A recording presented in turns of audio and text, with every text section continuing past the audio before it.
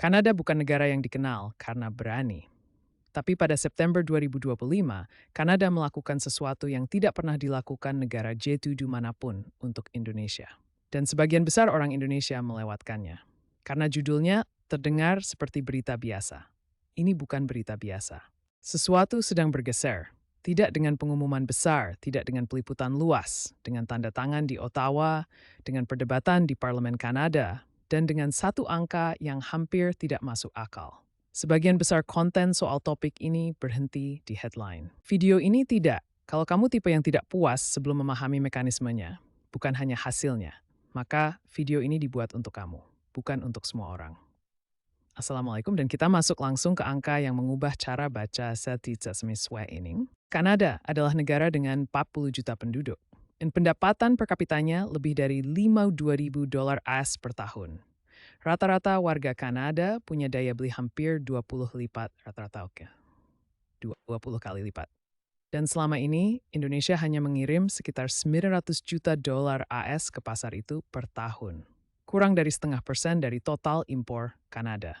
Bukan karena produk Indonesia tidak kompetitif, tapi karena selama ini tarif masuk membuat produk Indonesia kalah harga sebelum sampai ke rak. Sekarang hambatan itu sedang dihapus. Isi SEPA ditandatangani tanggal 24 September 2025 di Ottawa. Kepanjangannya Indonesia-Canada Comprehensive Economic Partnership Agreement. Isinya satu kalimat yang perlu kamu baca 2 kali. 90% produk Indonesia masuk ke Kanada dengan tarif 0, bukan dikurangi. 0. Furnitur, tekstil, alas kaki, elektronik, dan olahan, komponen otomotif, bahkan sarang burung walet. Semua mendapat akses ke pasar dengan daya beli tertinggi yang pernah dibuka untuk Indonesia secara formal. Kamu mungkin sedang berpikir, kalau ini sebesar itu, kenapa tidak lebih ramai dibicarakan? Karena sebagian besar liputan berhenti di seremonial penandatanganannya. Tidak ada yang menjelaskan bahwa perjanjian ini belum aktif, belum punya kekuatan hukum di Kanada. Dan ada satu langkah lagi yang menentukan apakah 90% itu benar-benar berlaku, atau hanya angka di atas kertas. Langkah itu namanya Bill C-18. Di sistem hukum Kanada presdiuskan setelah bestril domestik. Ia harus dilegislasi. Bill C-18 adalah rancangan undang-undang yang dibuat khusus untuk mengimplementasikan IC-SEPA yang mengikuti Stefanampur. Tanpa Bill C-18 lolos, tidak ada satupun 90% tarif nol itu yang bisa dieksekusi di lapangan. Tidak ada yang bisa dituntut. Tidak ada yang mengikat. Dan inilah yang buat situasinya lebih menarik dari sekadar berita perdagangan biasa. Di dalam sidang Parlemen Kanada. Bukan di konferensi pers, bukan di siaran diplomatik. Seorang anggota parlemen senior berdiri dan menyatakan bahwa Kanada wajib mendekatkan diri ke Indonesia. Bukan sebagai pilihan, sebagai keharusan strategis. Ia menyebut Indonesia dan Asia Tenggara sebagai pasar prioritas. Dalam dunia yang tidak lagi berpusat pada satu kekuatan tunggal, itu bukan bahasa basa-basi. Itu adalah negara yang memberitahu parlemennya sendiri. Kita butuh ini. Kenapa Kanada tiba-tiba sepenting ini soal Indonesia? Karena Amerika Serikat membuat Kanada tidak punya pilihan lain. Sejak tekanan dari Washington meningkat, ancaman tarif terhadap sekutu sendiri, retorika aneksasi terhadap Kanada, destabilisasi hubungan dalam NATO. Kanada bergerak secara struktural untuk mengurangi ketergantungan ekonominya pada AS. Target kebijakannya jelas, diversifikasi mitra dagang ke Asia. Dan dalam dokumen Indo-Pacific Strategy Kanada, Indonesia disebut secara eksplisit sebagai salah satu negara prioritas. Ini bukan Indonesia yang mengejar Kanada. Ini Kanada yang membutuhkan Indonesia. Dan cukup jujur untuk mengatakannya di depan parlemen mereka sendiri.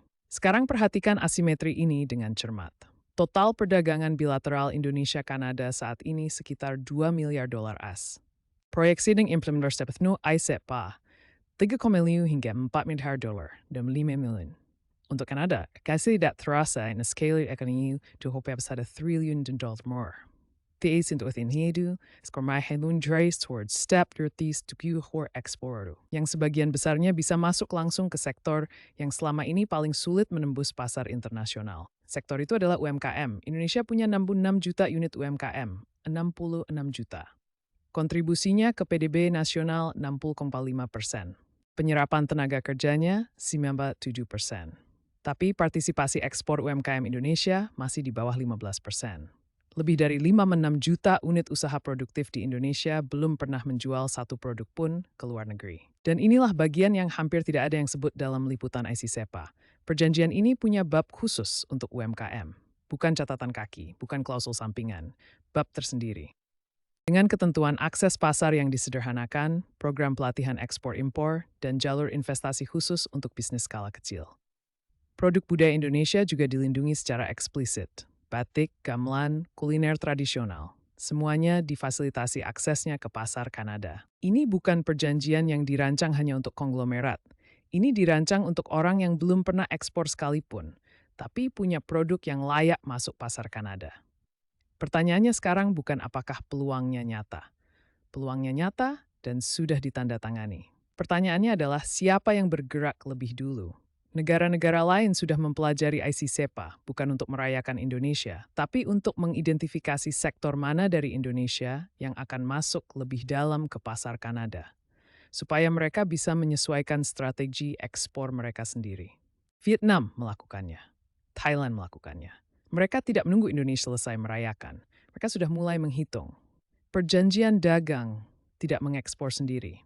Tarif nol tidak mengisi kontainer sendiri. Yang mengisi kontainer adalah manusia. Pengusaha, pelaku UMKM, eksportir pemula yang hari ini memutuskan bahwa pasar Kanada layak dipelajari. Keunggulan tarif hanya bertahan selama kompetitor belum menyamai posisi itu. Jendela pertama selalu yang paling berharga. 3 hal yang sekarang kamu tahu.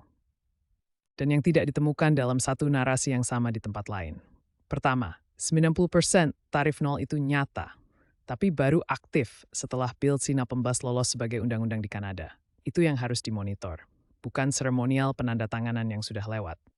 Kedua, asimetri kebutuhan dalam perjanjian ini menguntungkan Indonesia. Kanada butuh diversifikasi lebih dari Indonesia butuh satu mitra baru. Posisi tawar itu jarang dimiliki Indonesia dalam perjanjian dengan negara G7. Ketiga, UMKM adalah penerima manfaat terbesar yang paling tidak siap. Babnya ada di dalam perjanjian. Fasilitasinya tersedia. Yang belum ada adalah kesadaran bahwa pintu itu memang terbuka untuk mereka. Indonesia selama bertahun-tahun mengekspor bahan mentah dan mengimpor nilai tambahnya. IC-SEPA ada kesempatan untuk mengislik satu bagian dari siklus itu. Kalau yang menggunakannya cukup paham untuk bergerak sebelum momentumnya datar.